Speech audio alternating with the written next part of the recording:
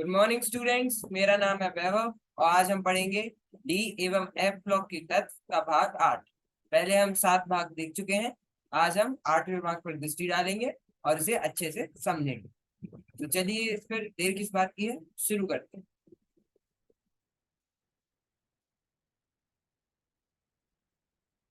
तो आज हम पढ़ेंगे आयनन एंथैल्पी, जो कि आपकी पुस्तक में 4.3.3 में है। तो आप एक बार इससे देख जरूर लेना।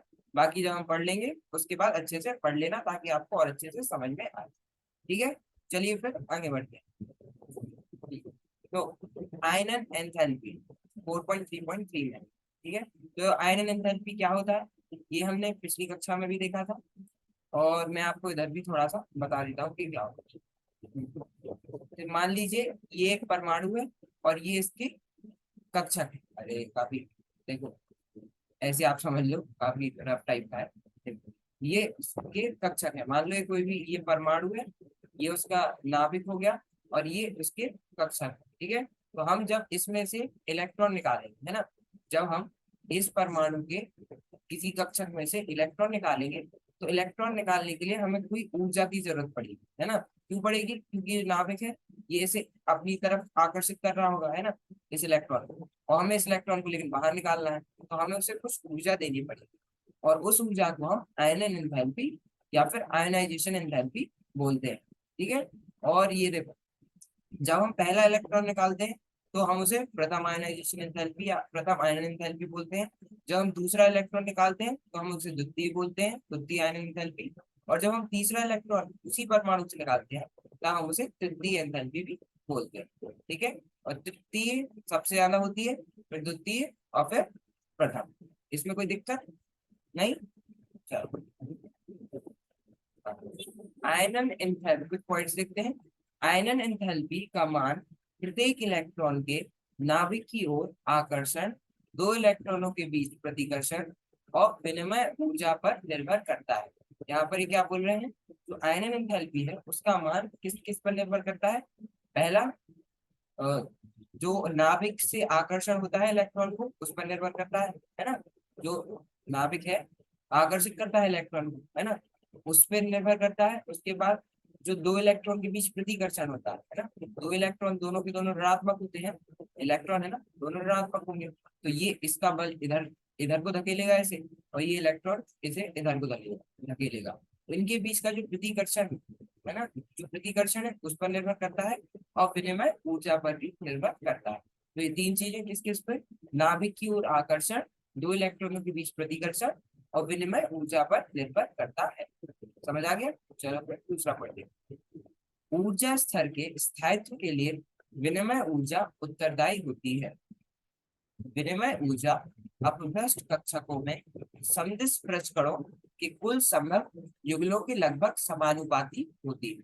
यहाँ कह रहे हैं जो ऊर्जा के स्तर है ना, ऊर्जा के मतलब कक्षक के काफी स्तर होते हैं, उन्हीं को ऊर्जा स्तर होते हैं। तो ऊर्जा स्तर के स्थायित्व, स्थायित्व मतलब स्टेबल, मतलब आप उसे ना इलेक्ट्रॉन चाहिए है ना उसे इलेक्ट्रॉन दान करना है, क्योंकि वो सबसे सबसे सही स्थिति में है, उसी को हम स्थायित्व बोलते हैं या स्टेबिलिटी बोलते हैं। के लिए विनिमय ऊर्जा उत्तरदायी होती है।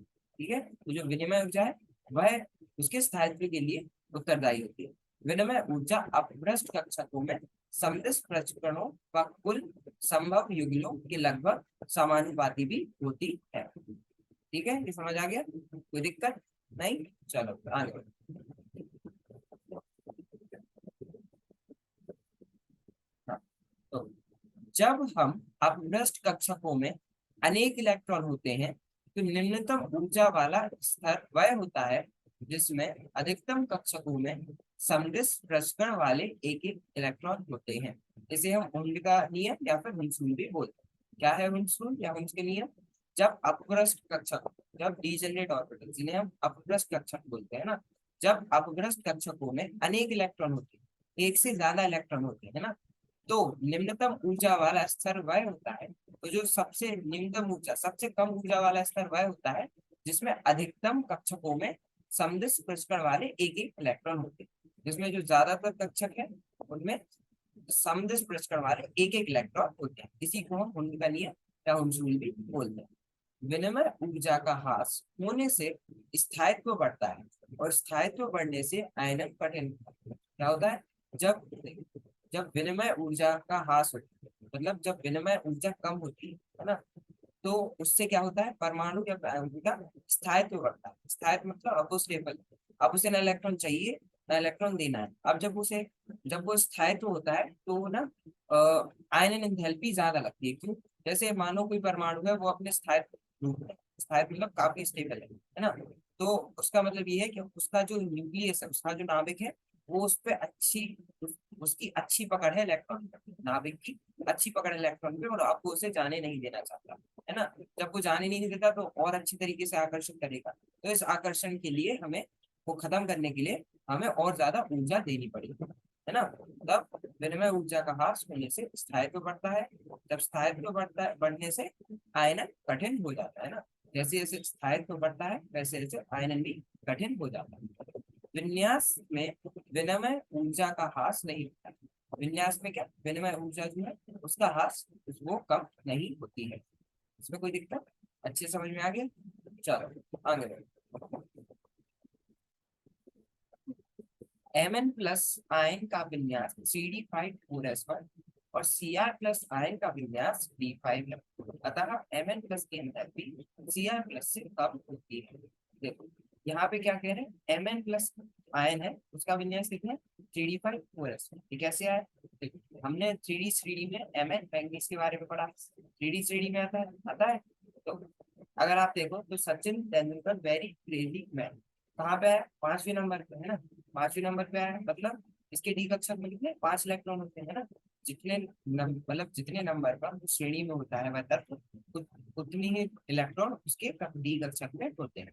तो Mn की जो मूल अवस्था है, मैंगनीज की जो मूल अवस्था है, इसमें उसके इलेक्ट्रॉन, इसमें उसका इलेक्ट्रॉनिक विन्यास क्या होगा, 3D5 4s2 क्योंकि अब बात नहीं है, तो एस कक्षक में 2 इलेक्ट्रॉन होते हैं। जब अब बात होता है तो एक फिर शून्य हो जाते हैं।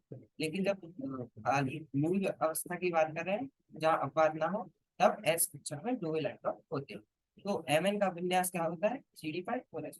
फिर यहाँ बात हो रही है Mn प्लस, मतलब एक इलेक्ट्रॉन ये दान करेगा। और जब कोई भी परमाणु एक इलेक्ट्रॉन दान करता है तो सबसे पहले इलेक्ट्रॉन कहाँ से आता है, एस कक्षक से। पहले एस कक्षक से फिर डी कक्षक में अगर ना, इसलिए यहाँ से एक इलेक्ट्रॉन गया, 3D5 4s2 में से एक इलेक्ट्रॉन गया, क्या बचा, 3D5 4s1 है ना। क्या बचा, 3D5 4s1।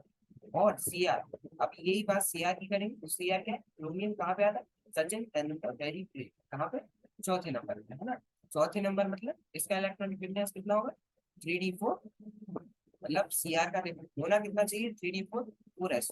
लेकिन ये अपवाद है, याद करो 3D श्रेणी में 2 अपवाद है, पहला था Cr क्रोमियम और दूसरा था Cu कॉपर। तो Cr भी अपवाद है, ये चौथे नंबर पे आता है। तो इसका इलेक्ट्रॉनिक विन्यास कितना, 3D4 4s2 होना चाहिए, लेकिन होता कितना है, 3D5 4s1 है ना। याद है हमने पढ़ा था।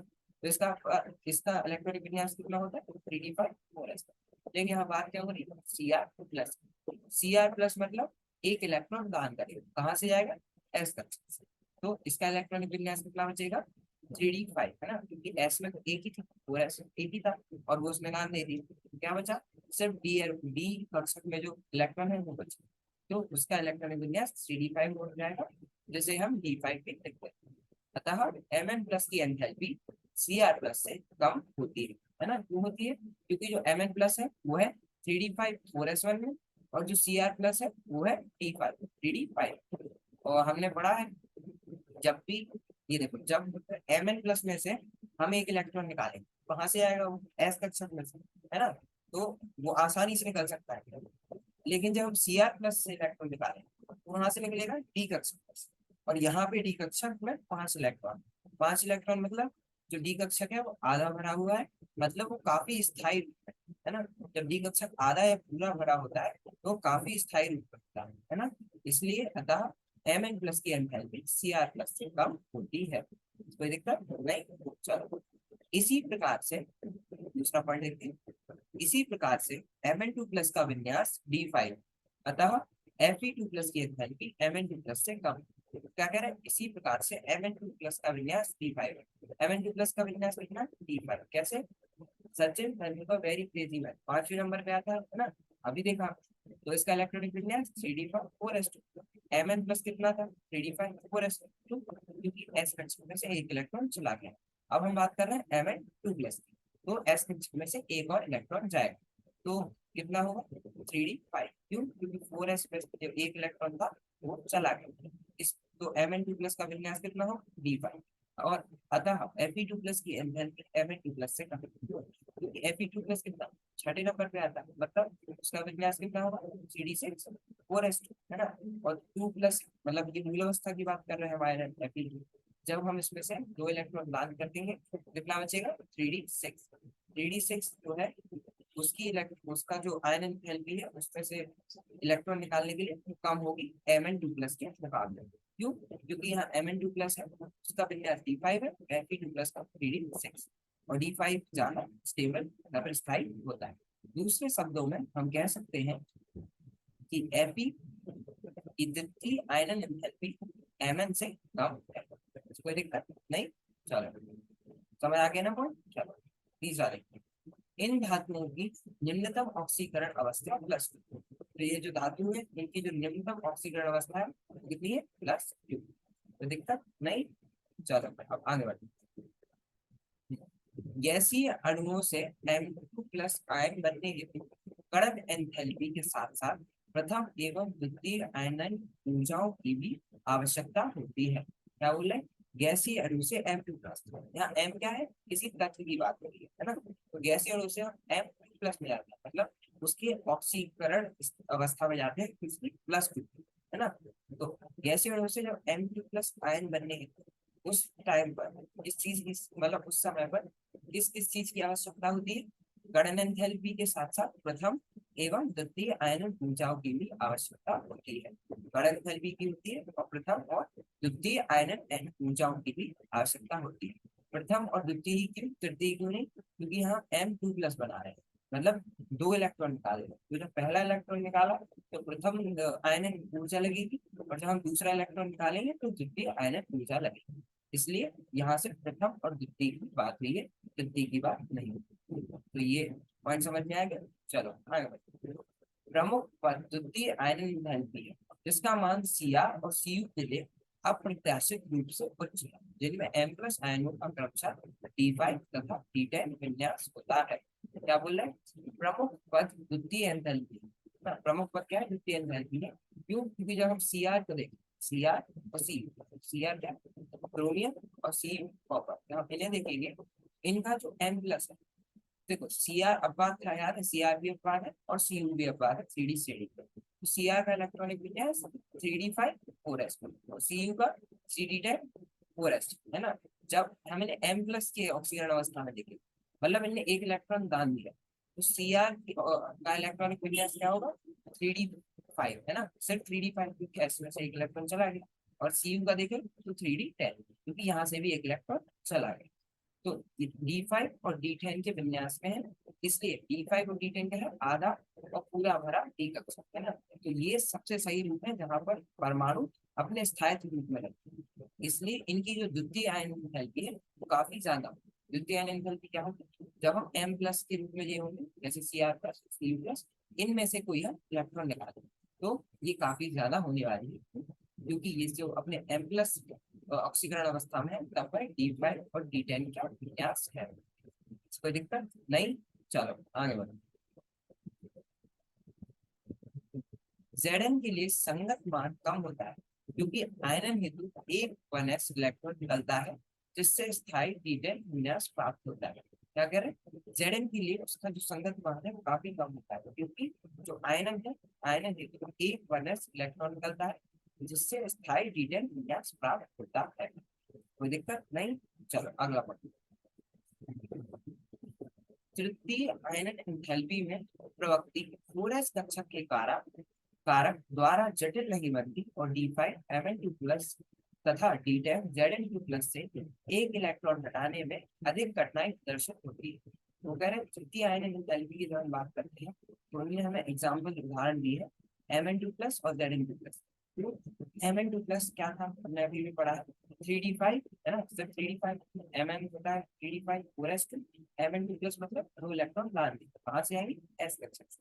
क्या बचा इसका इलेक्ट्रॉनिक विन्यास 3d5 है ना, तो यहाँ d5 है उसका इलेक्ट्रॉनिक विन्यास। और जब हम Zn2+ की बात करते हैं, जिंक का कितना था 3d10 4s, ये 3d श्रेणी के अंत में आता है, उसमें डी, इसलिए उसमें 10 इलेक्ट्रॉन होते हैं, इसलिए Zn2+ क्या होगा 3d10, क्योंकि s कक्षक में जो दो थे वो दान दे दिए।